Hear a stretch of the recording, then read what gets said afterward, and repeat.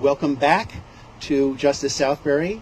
I think 99% of the time that I've introduced him here, I had always introduced him as the pastor of the Woodbury United Methodist Church. I am now pleased to welcome to you the pastor of the Danbury United Methodist Church, Michael Cobb.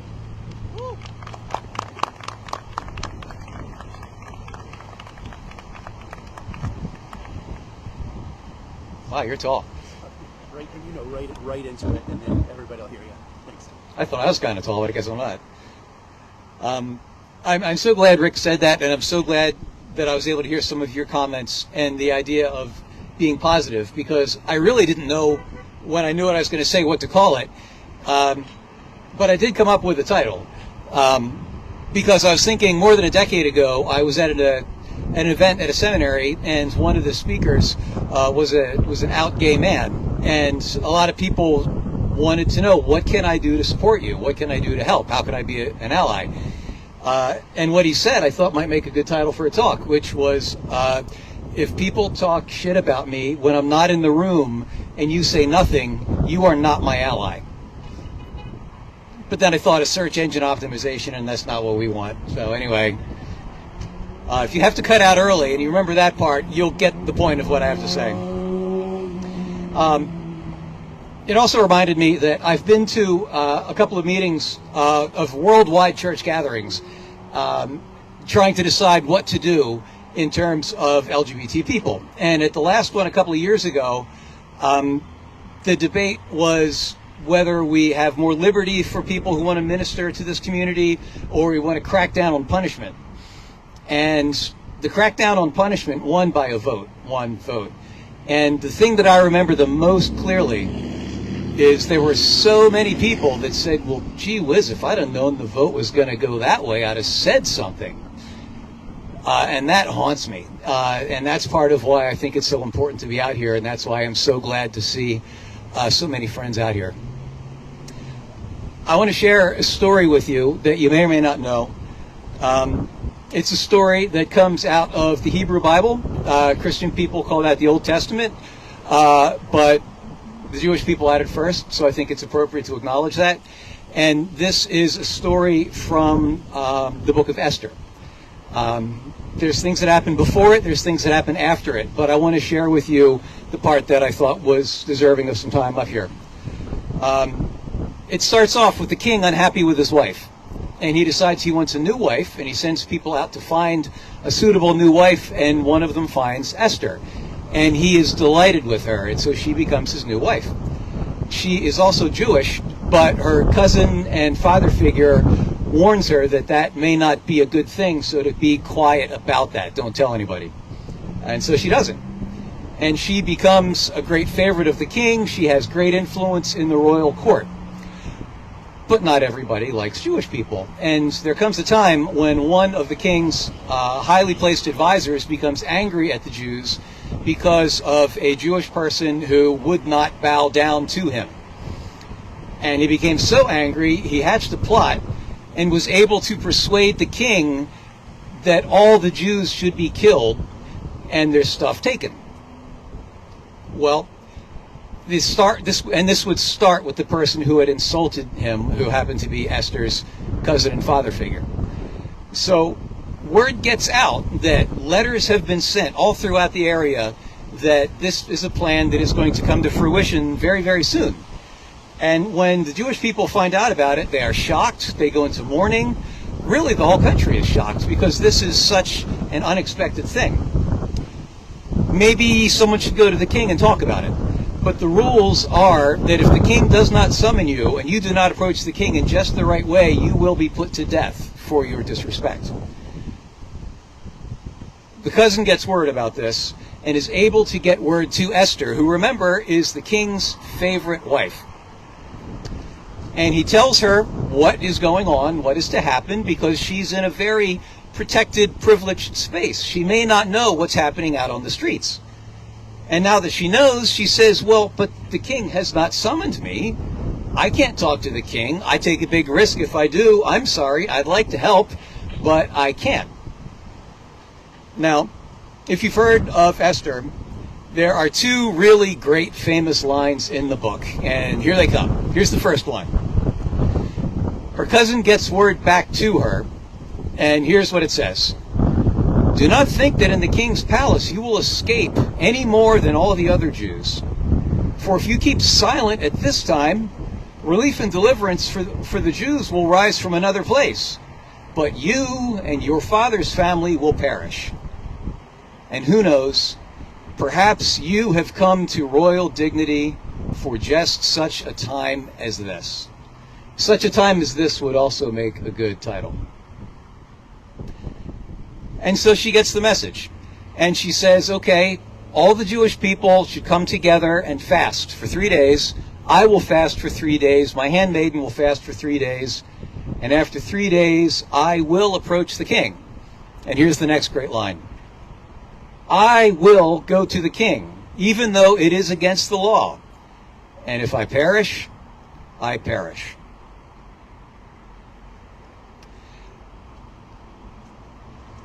That is a story that is amazing for several reasons. For one reason, it is one of the only two books in the Bible that does not mention God.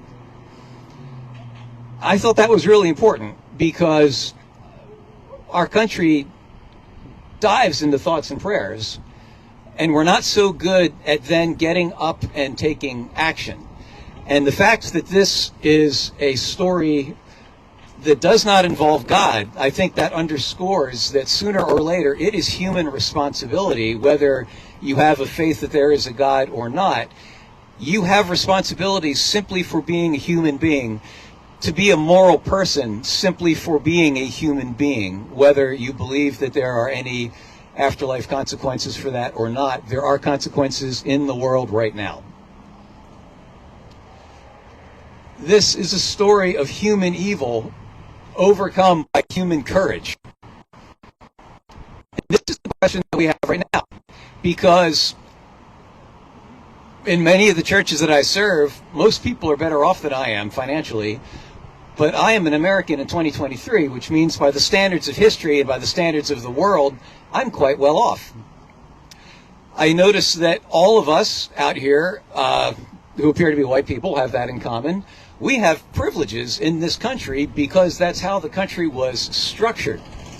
We are not people that are in the royal court. We're not the favorite of the king, but we do have privileges. And compared to many of the people in the world, we have great privileges. And compared to what little I have seen of Gaza, we have unimaginable privileges. If you are ever going to say something or speak up, now is the time to do it. Why am I saying that to you? Because you are all here. Many of you, most of you, have been here before. I've gotten to know many of you, most of you, and I've learned that all of you feel that racism is a scourge and that racism is something that we should do whatever we can to eradicate. And none of us were out here doing this before George Floyd was killed. We could have. We could have taken steps, but we didn't. Or we did, but we didn't take them publicly, which we're taking right now. I'm pretty sure it's not because you didn't care. I think it's because there was a moment, and at that moment you said, I have got to do something. Some of you might have done it for yourself because if you didn't do something, you felt like you would explode. Some of you may have done it because there are people that you love and you wanted to do it to put that love into a public space rather than keeping it private. Because if you love someone and you don't share that with them, that doesn't do any good. And if that someone is suffering and you don't share it in a way that takes some kind of risk, that really doesn't do any good.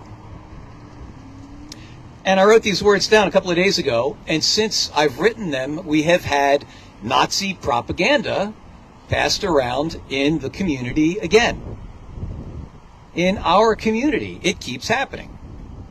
Rick pointed out, I don't live here. I've never lived here. But I call it our community because our fates are intertwined. Our fates are intertwined with each other. Our fates are intertwined with people we will never meet on the other side of the world trying to kill each other right now. and our fates are intertwined as people that live in this area and that think that it is worth standing out here in the cold and the rain and the snow, having a public witness that we do care. We've all taken that step.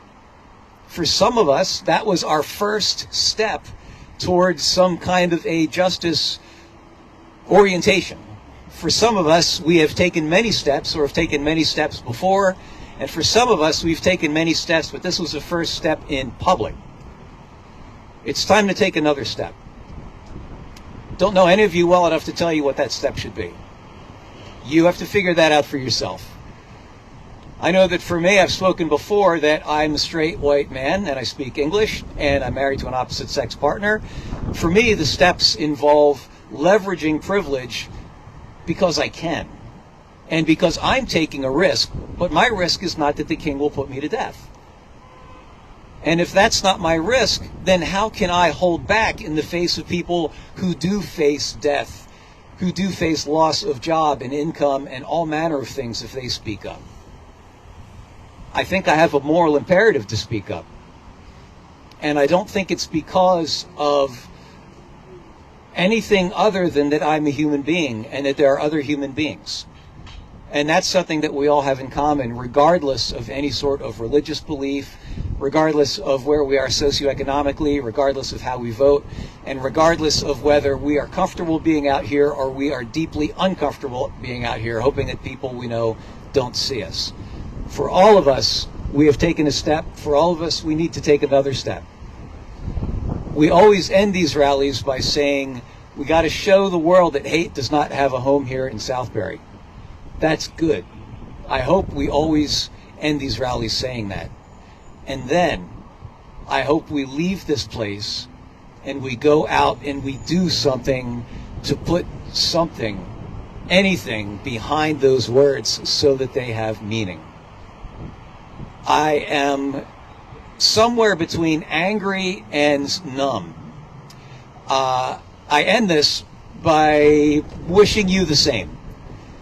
If you're angry, I hope you don't get complacent, or at least you push back against that.